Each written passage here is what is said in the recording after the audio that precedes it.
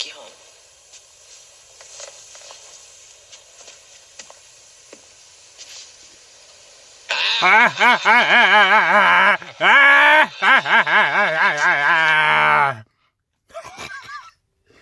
Game Informer number 352, January 2023. Yeah. Right.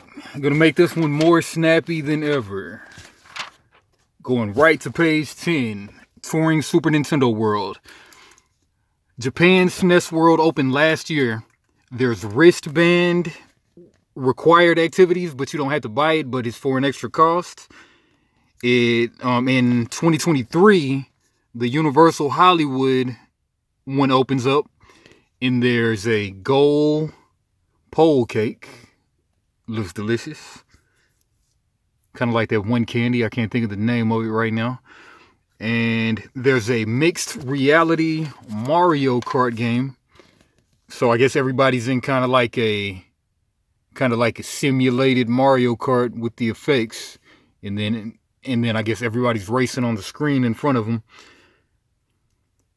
And then that's the best attraction they say so far. And it's full of animatronics like this Bowser Jr.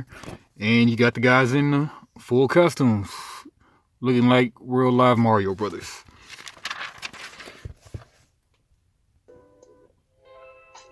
Right. Okay, then we got Venba, which is a narrative puzzle cooking game about a South Indian family in 1980s Canada. The recipes get more complex as the game goes on. The first level you make Ildis, a steamed rice cake dish. I remember personally going to my boy Omar's house. He's a Pakistani dude. His mom made us potatoes with spice on it. They were so freaking hot. I could not do it. Shout out my boy Omar. Okay, we got Ghostwire Tokyo. Back alleys and side streets. I'm sure this is somewhere where you game at. Though it doesn't show the arcades. I don't know. Didn't see any games, so didn't too much read this. Would love to go to Japan sometime. Always looks so vibrant. Alright, gaming, the home fitness system. We got the Averon Impact Series rower for rowing. Quiet system, easily folds and stores away. It's got a wheeled frame when you just want to wheel it away. Easy to move.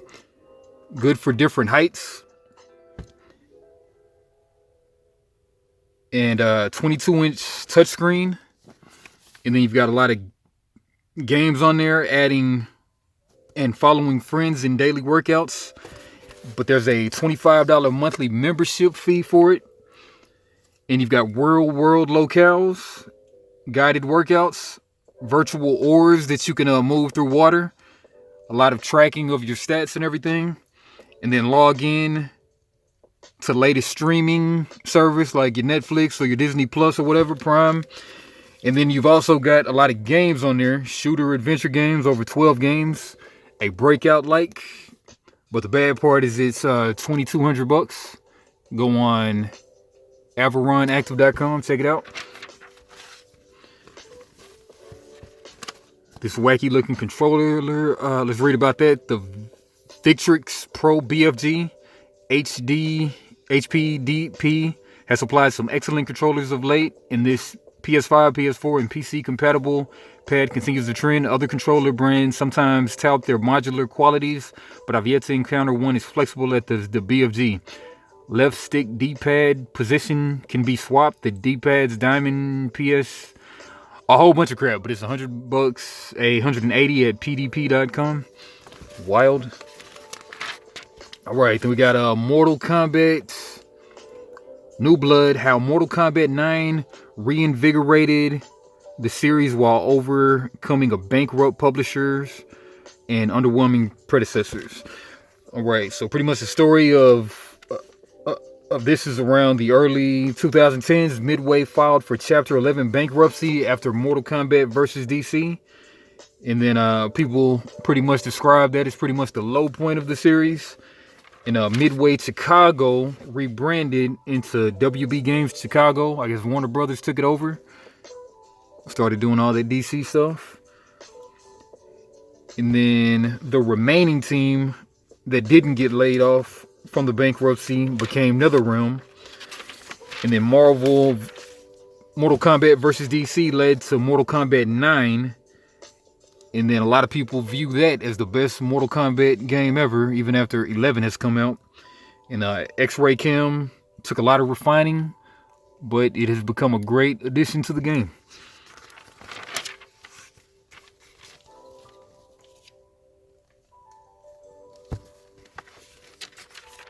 Right, Dead Island 2. Making zombies fun again. Set in LA a decade after the first game. In 2015, Dead Island 2's former iteration being canceled, they had to keep on trying to remake this game. It took a long time to come out, been like 10 years or whatever. 6 playable survivors. You game in Beverly Hills, Bel Air, Santa Monica Pier. All type of real life places. So a plane crashes in the opening cinematic, and it's one of the goriest games ever. And there's a flesh system where arteries spray blood when you stab a person with a knife. It's got like kind of realistic kind of physics. Organs fall out and everything's supposed to look realistic. There's hundreds of weapons. First person action RPG. You got golf clubs for weapons, electrocutor machetes. There's a skill deck cards. There's a skill deck card moves. There's dodges, blocks, drop kicks, ground pounds, and the world building is great. Excellent graphics.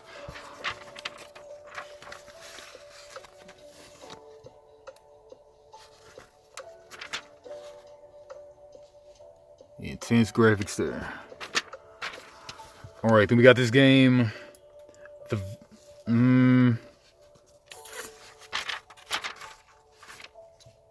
Witchfire.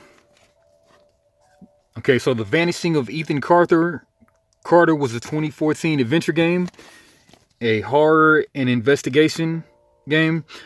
Witchfire is the spiritual successor. An unapologetically dark pagan twist on Christian storytelling, where there was never a Jesus and witches are real and pretty evil.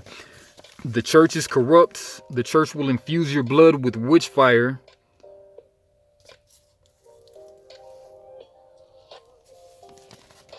Making you immortal.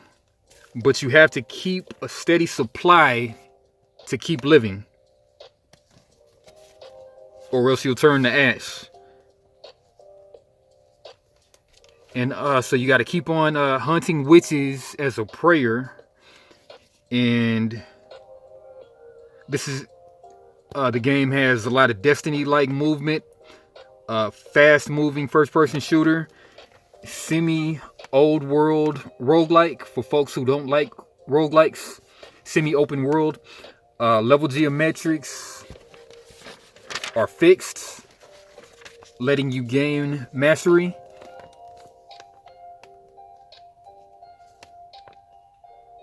And losing Witchfire means you forget things. And then a prayer carries 3 weapons at a time. And then medieval ruins and towering castles are like the locations. Huge semi-open worlds. Yeah, these graphics getting amazing. Unexpected calamities on the way to relevant spots on the map can get you or lose you Witchfire. So a lot of dynamics in the game. Okay, then we have the One Piece Odyssey. A new RPG that appeals to all players, not just One Piece fans. Odyssey uses all the anime's arcs to tell new stories in familiar places.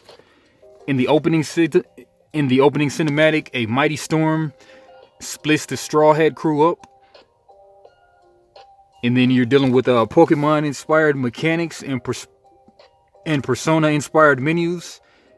Each character's Pokemon-inspired paper, rock, scissors, weakness, and resistances lead to fast-paced, easy to understand, and frantic switching of party members. It's got a great soundtrack. Characters start at level 40, and you get to experience not just Luffy, but the entire Straw Hat crew in action, in depth. I think we're gonna check out the first episode of One Piece, maybe tonight. All right. Anyway, we got a Star Wars Jedi Survivor, sequel to the Fallen Order, drops in March. You use different stances versus different enemies.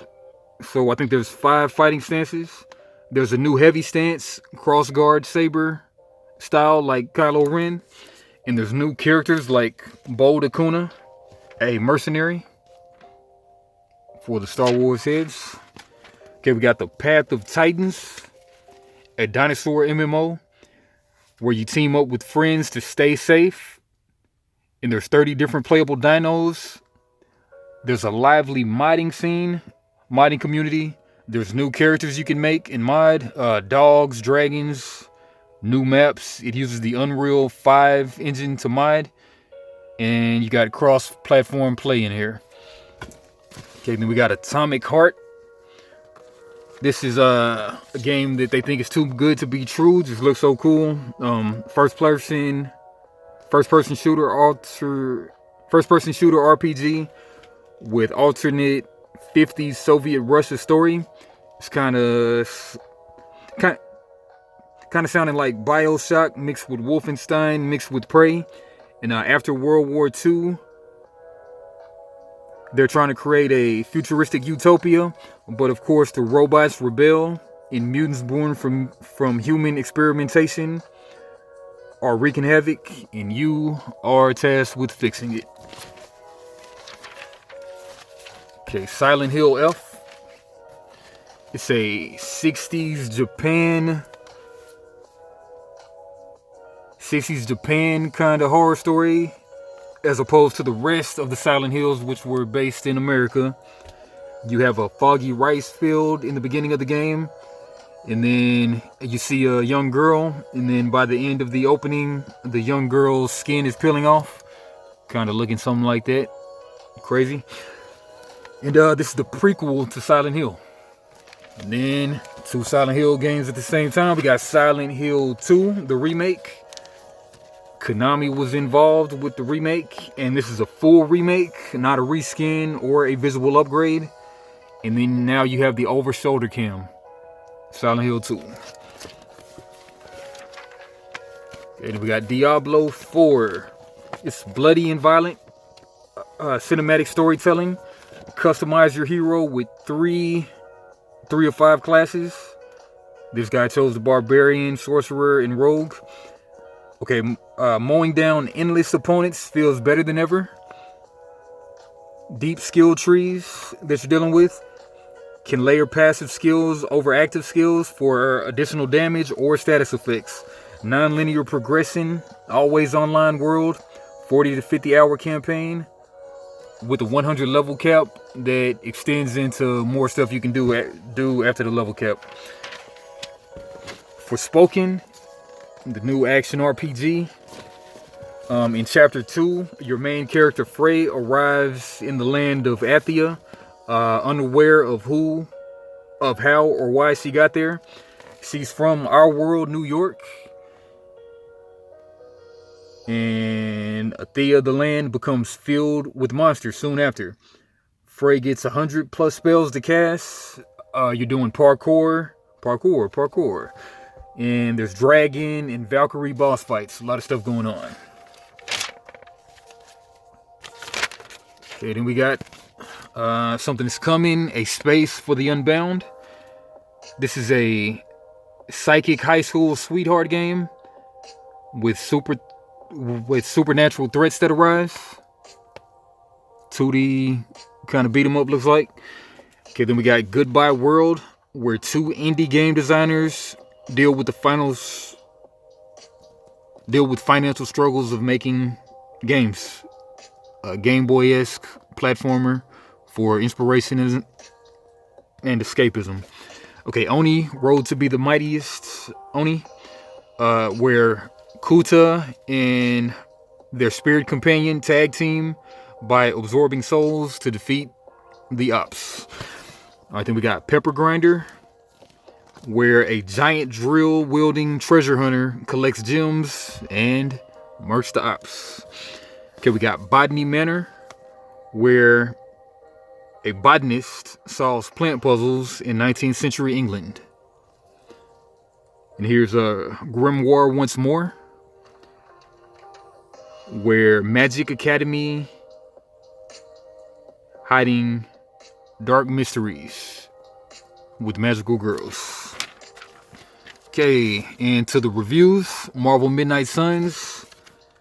Read about this a million times, but numerous currencies in this game. Strategy RPG, XCOM-like, turn-based tactical combat. Fun-loving, thrilling ride where cards are used by specific characters on the team. You shuffle everybody's cards into a deck, and then only the matching character can do the matching moves with that card. And yeah, pretty much got an 8.5. Pretty good game. Okay, then we got Pokemon Scarlet and Violet, where this is the 9th generation first open world game from Pokemon, where there's 4-player co-op playing in the Paldea region. Most battles are now optional. There's no surprise pop-up battles. I can surely appreciate that. Called Let's Go. And then there's Let's Go Auto Battles, where you can have the Pokemon auto battle instead of you having to sit up there and click the buttons.